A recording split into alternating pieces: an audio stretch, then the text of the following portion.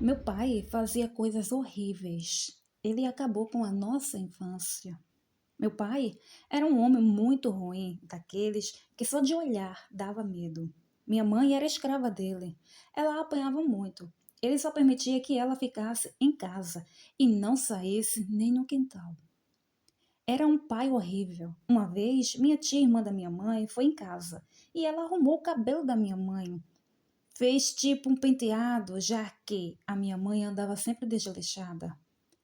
Ele chegou do trabalho, viu a minha mãe que estava tão feliz com o penteado, pegou uma faca na cozinha, cortou os cabelos dela e o que sobrou ele raspou com aquele aparelho de barbear que coloca a lâmina inteira. Ela ficou tão destruída, pois a única coisa que ela amava nela era os cabelos. Ela ficou careca e dava para ver alguns machucados na cabeça. Nós éramos em 6 irmãos, todos menores de 14 anos. Eu era a mais velha. A única pessoa que ele tratava bem era minha irmã de 12 anos, uma linda menina.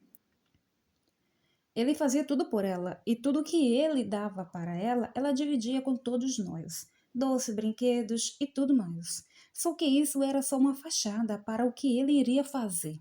No Natal de 1992, meu pai bêbado trancou minha irmã no quarto e abusou dela.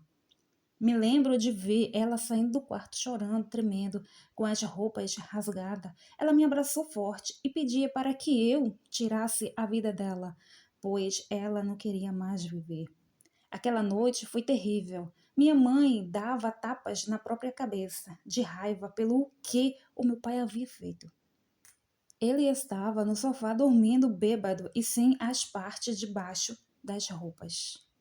Outro dia ele acordou, se arrumou e saiu, não disse uma palavra. Minha mãe nos chamou na sala, todos nós sentamos em volta dela. Ela disse que tinha falado com Deus e que ele disse a ela que nós ficaríamos bem e iríamos ser muito felizes. Ela disse que não viu o rosto de Deus, mas que ouviu a voz dele, e era uma voz doce, calma e que trazia aconchego. As lágrimas caíam dos nossos rostos. Minha mãe se levantou e disse que era para a gente pegar o que pudesse. De roupas, calçado, ela pegaria algumas comidas e iríamos fugir de lá. Na hora que estávamos prontos para sair, meu pai chegou bêbado, tão bêbado que mal parava em pé. Ele percebeu o que estávamos fazendo e foi para cima da minha mãe. Ela gritou para a gente correr. Então, peguei meu irmão de 2 anos no colo, os outros deram as mãos e saímos correndo de lá. Achamos um ponto de táxi que só tinha um taxista. Ele viu nosso desespero e colocou todos nós no carro e chamou a polícia. Quando os policiais chegaram, ele já havia tirado a vida da minha mãe, a martelada. Eu não pude acreditar que minha mãe não estava mais com a gente. A minha irmã Bruna, que foi abusada, chorava muito, pois ela se sentia culpada do que tinha acontecido com a minha mãe. Então, não aguentando a culpa, ela saiu, foi até a Via Expressa e se jogou na frente de um ônibus de viagem. Eu estava sozinha com 4 crianças pequenas, sem minha mãe e sem minha irmã, que era a minha melhor amiga. Era 2 caixões no mesmo velório. Os 2 amores da minha vida, aquele monstro nos tirou tudo. Foi preso e ficou lá até morrer. Fomos parar em lares diferentes, mas todos nós fomos criados com muito amor e temos contato até hoje. Eu estou aqui para homenagear a mulher mais forte que já conheci, uma mulher que nunca soube o que era carinho do marido, que sempre aguentou calada, que chorava no chuveiro para os filhos não ver.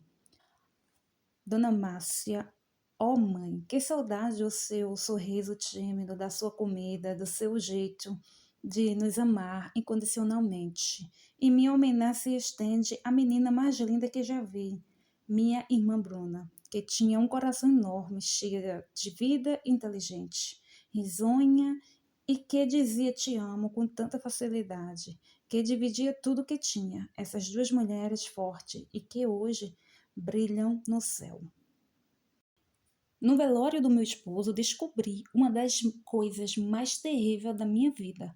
Minha irmã caçula, a que eu ajudei o meu pai a criar, era amante do meu marido e todos os 3 filhos dela eram filhos dele. Ela no velório chorava feito louca e perto de todos abriu o jogo. Disse que os meninos eram filhos dele, que eles estavam juntos há 9 anos e que ele tinha nojo de mim e ela também. Isso mesmo, perto de todos, no velório, perto do meu pai e dos meus 2 filhos, um de 18 e o outro de 23 anos. Meu pai tirou ela de lá e lá mesmo no cemitério deu uma surra nela. Eu não consegui me mover do lugar. Fiquei em choque e com todo mundo me olhando. Quando voltei a si, fui até o caixão e cuspi nele com tanto ódio, que não sei como não saiu sangue, ao invés de saliva. Lá de fora, escutava os gritos histéricos da minha irmã.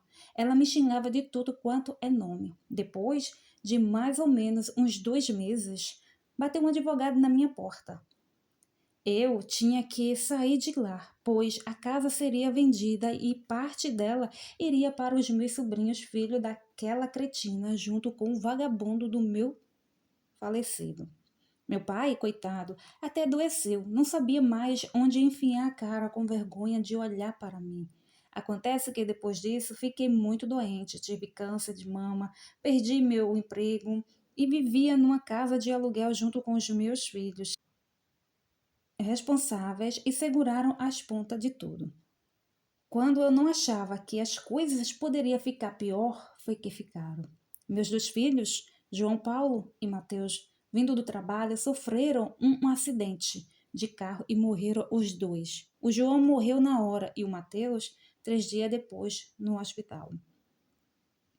Eu estava no meio de um tratamento de quimioterapia, fraca, careca e muito depressiva. No velório dos meus filhos, minha irmã, aquela maldita, entra e começa a dar risada. Disse que tudo o que eu estava passando era pagamento por não ter largado meu marido para ficar com ela. Segundo, eu soube depois. Ele mentia para ela que tentava se separar de mim e eu dizia que iria tirar a minha vida se ele fosse embora. Coisa que era mentira, pois ele nunca falou em separação.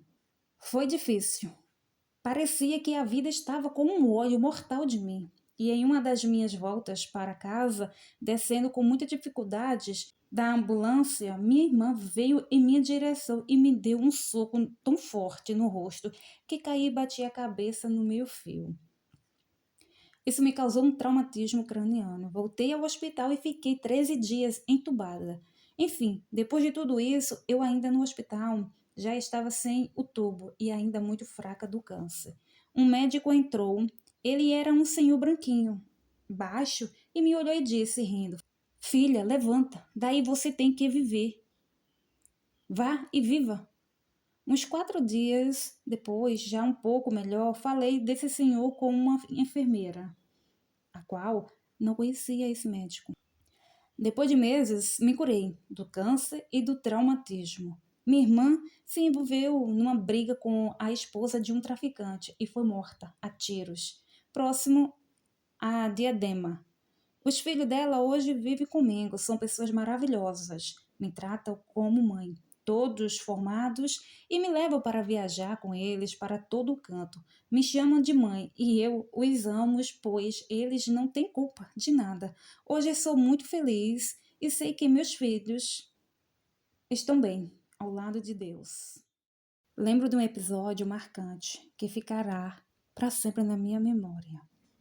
Minha mãe estava passando roupas. Meu pai chegou bêbado e foi para cima dela, batendo. Meu pai não era agressivo, muito diferente disso. Era um pai amoroso, mas aquele dia ele chegou super agressivo. Então pegou todas as roupas que a minha mãe tinha passado e jogou no chão. Minha mãe tinha um cabelão. Ele pegou ela pelo cabelo e batia na cabeça dela, na parede. Eu saí correndo para chamar os vizinhos. Tinha um muro que separava a minha casa. Eu pulei. Bom, nesse momento que saí, não sei o que aconteceu, mas minha mãe também bateu muito nele. O ferro de passar, ela deu nas pernas dele. Pegou na canela, ficou muito machucado. Enfim, meu pai faleceu um mês depois desse ocorrido, de infarto fulminante.